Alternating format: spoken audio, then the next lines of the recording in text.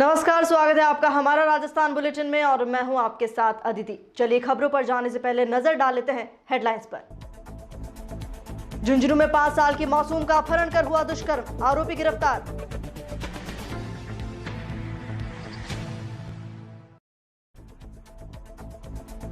मातृभाषा दिवस पर मायड़ भाषा प्रेमियों ने लगाया धरना, कविताएं और चुटकुले किए पेश।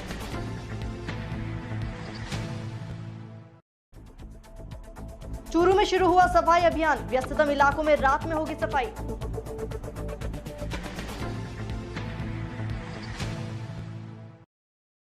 अब खबरें विस्तार से। झुंझुनू में शुक्रवार शाम 5 साल की बच्ची का अपहरण कर उसके साथ की गई दरिंदगी ने झुंझुनू ही नहीं बल्कि पूरे देश को हिलाकर रख दिया। अब इस मामले में पुलिस ने आरोपी को गिरफ्तार कर लिया है। बच्ची का जेके लोन अस्पताल में इलाज चल रहा है, जिसके बाद अब प्रदेश में इस आरोपी को जल्द से जल्द फांसी देने की मांग उठ गई है।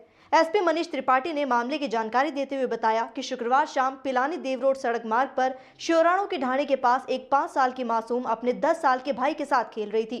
इसी बीच स्कूटी पर एक युवक वहां आया और मासूम को स्कूटी पर बैठाकर तेजी से भाग गया। सूचना पर पुलिस ने नाकाबंदी की। इस बीच करीब 2.5 से 3 घंटे बाद गाड़ाखेड़ा पुलिस चौकी को सूचना मिली कि शाहपुर रोड पर एक कुएं के पास रोते हुए मासूम मिली है, जो खून से लथपथ है।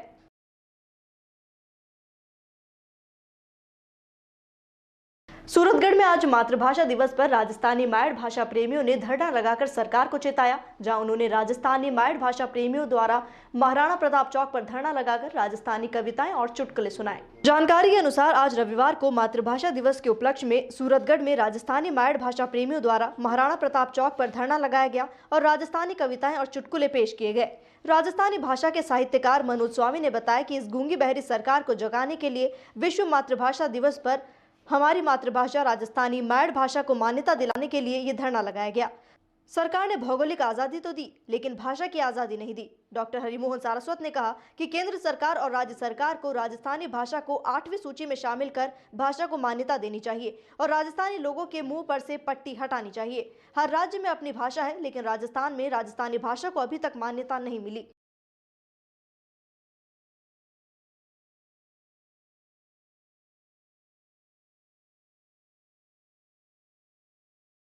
भेड़ा हो हमारा दिवस मनावा मातृभाषा और सरकार दोनों सरकारों से मांग है। हमारी राजस्थान सरकार से तो मांग है कि बाद जल्दी दूसरी राजभाषा घोषित करे, प्राथमिक शिक्षा में लागू करे। एक खातर भी केंद्र की मान्यता की जरूरत तो नहीं। केंद्र सरकार से हमारी मांग है कि 8वीं सूची में बेटियों बेगी राजस्थानी ने शामिल करे। राजस्थान के लोगों ने भौगोलिक आज़ादी दी है, भाषाई आज़ादी देंगे। राजस्थान ने भी भाषाई आज़ादी दे, जबान को ताला खोले। संदेश देना चाहता है। आज मायड़ भाषा दिवस के दिन सिटी 100 की तरफ से बात मंतव्य कार्यक्रम रखी जो है वो एक संदेश है प्रदेश की सरकार में और केंद्र सरकार में कि जल्दी से जल्दी पे राजस्थानी भाषा ने प्रदेश की दूसरी राजभाषा घोषित करे और केंद्र सरकार देखी है वह बिना देरी करे 8वीं अनुसूची में राजस्थानी भाषा ने मान्यता देवे।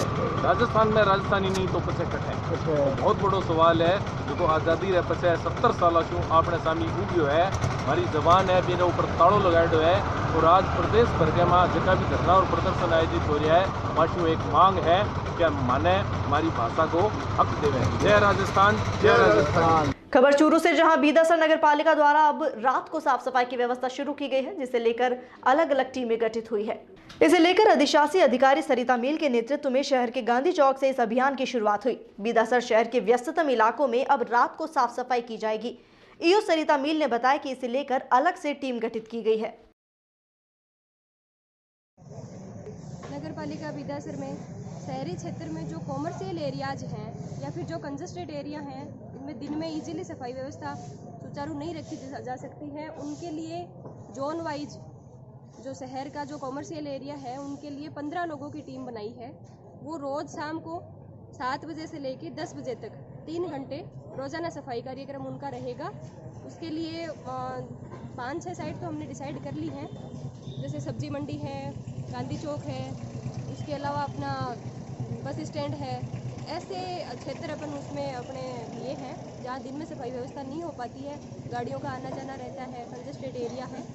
तो इस तरीके से अपन अपने शहर को स्वच्छ और सुंदर बनाने में और भी इस प्रकार की अपन करेंगे एक्टिविटीज़। खबर कुचामन सिटी से, जहां जीलिया कस्बे में जगदम्बा दरबार में श्रीमदन जी महाराज की पुण्यतिथि पर विशाल भजन संध्या का आयोजन हुआ। इसमें भजन कलाकार धर्मचंद दास द्वारा एक से एक बढ़कर भजनों की प्रस्तुति दी गई।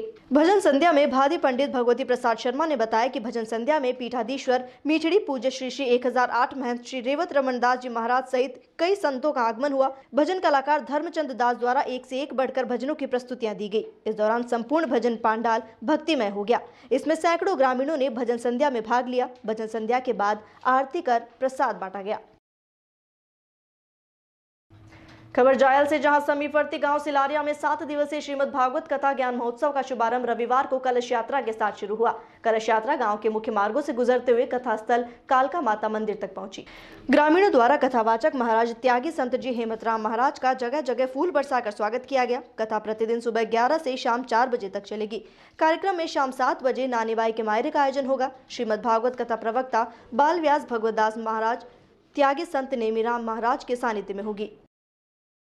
खबर भीलवाड़ा से, जहां कुंभा छात्रावास में प्रताप युवा शक्ति द्वारा पुष्पेंद्र सिंह खेरावत की पुण्यतिथि में रक्तदान शिविर लगाया गया। इसमें भीलवाड़ा जिला प्रभारी और चिकित्सा मंत्री रघु शर्मा ने भाग लिया।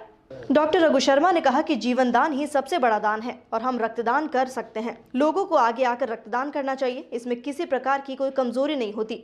शर्मा के साथ ही बीज निगम के पूर्व अध्यक्ष धर्मेंद्र राठौड़ भी मौजूद रहे। रक्तदान शिविर में 1000 यूनिट का लक्ष्य रखा गया।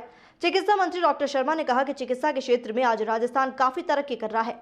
किसी की जिंदगी बचाने के लिए सबसे पहले रक्त की जरूरत होती है और रक्तदान का अधिक से अधिक संग्रहण किया जाना चाहिए। इसके लिए ब्लड बैंक स्टोरेज कैपेसिटी को बढ़ाने के प्रयास किए जा रहे हैं। प्रदेश के सभी जिलों के मेडिकल कॉलेज हों, इसके लिए हमने बाकी बचे हुए 3 जिलों में मेडिकल कॉलेज बनाने के लिए प्रयास किया है और यहाँ पर जल्द ही कॉलेजों की घोषणा की जाएगी। वहीं बीज निगम के पूर्व अध्यक्ष धर्मेंद्र राठौड़ ने कहा कि आज के रक्तदान शिविर से पुष्पेंद्र सिंह खेराबाद को सच्ची श्रद्धांजलि दी गई है। स्वर्गीय श्री पुष्पेंद्र सिंह जी खेराबाद, उनकी स्मृति में प्रताप युवा शक्ति के द्वारा पिछले 7 वर्षों से लगातार ये रक्तदान का कार्यक्रम आयोजित किया जा रहा है और इसमें हजारों की संख्या में युवा शक्ति अपना रक्तदान करती है। रक्तदान का अपने आप में बहुत बड़ा महत्व है। ये किसी भी दीन दुखी ऐसा है जो दुर्घटनाग्रस्त हो जाता है, जिसके परिवार में कोई रक्त देने वाला नहीं आता, उसके परिवार की जिंदगी बचाने के लिए पुष्पेंद्र सिंह जी की स्मृति में ये रक्तदान आयोजित किया जा रहा है। बिल्कुल राजस्थान में जो ब्लड बैंक की स्टोरेज की कैपेसिटी है, एक तो उसको बढ़ाना, दूसरा ये जो ब्लड के कंपोनेंट्स हैं इनके सेपरेशन की यूनिट राजस्थान में अलग ज्यादा से ज्यादा जगह लगे, क्योंकि ब्लड की एक समय सीमा होती है। अगर उसका कंपोनेंट हम अलग कर लेते हैं तो ज्यादा समय तक हम स्टोरेज कर सकते हैं और कंपोनेंट से कई लोगों को फायदा मिल सकता है।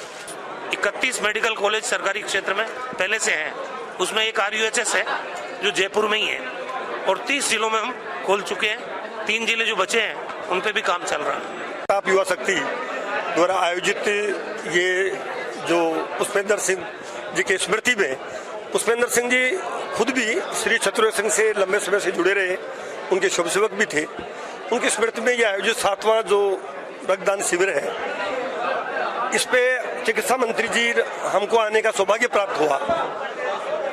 तो रक्तदान के बारे में, रक्तदान का महत्व के बारे में हमारे चिकित्सा मंत्री जी ने बहुत बेहतरीन ढंग से बताया भी है कि रक्तदान से बड़ा दान कोई नहीं है।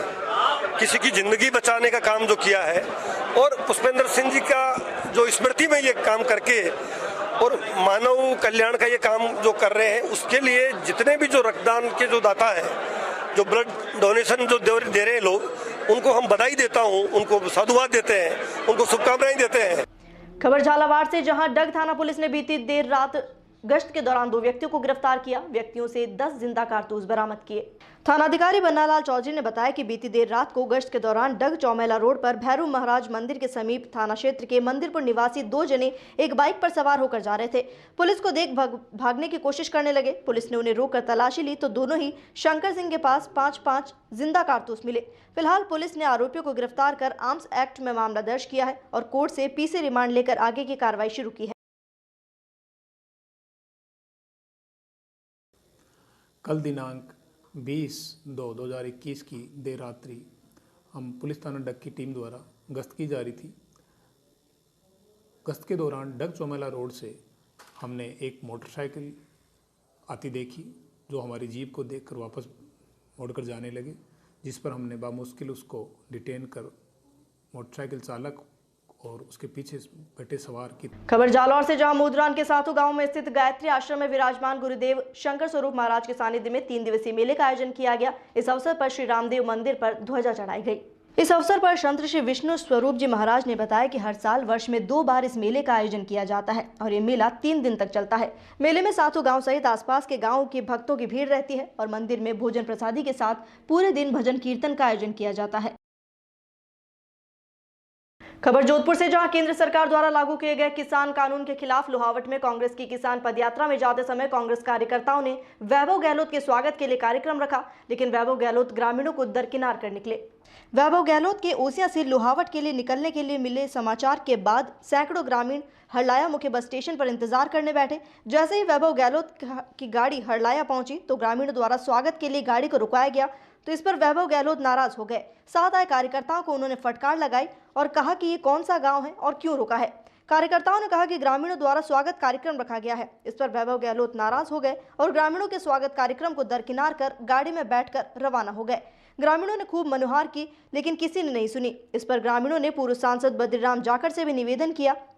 इस तरह से ग्रामीणों को दरकिनार कर रवाना होने पर हरलाया के कार्यकर्ताओं की व्यवस्थाएं धरी की धरी रह गई। वहीं स्वागत के इंतजार में खड़े ग्रामीण निराश हुए। और इसी के साथ फिलहाल हमारा राजस्थान बुलेटिन में इतना ही। देश और दुनिया की तमाम खबरों के लिए बने रहिए DPK न्यूज के साथ। नमस्कार।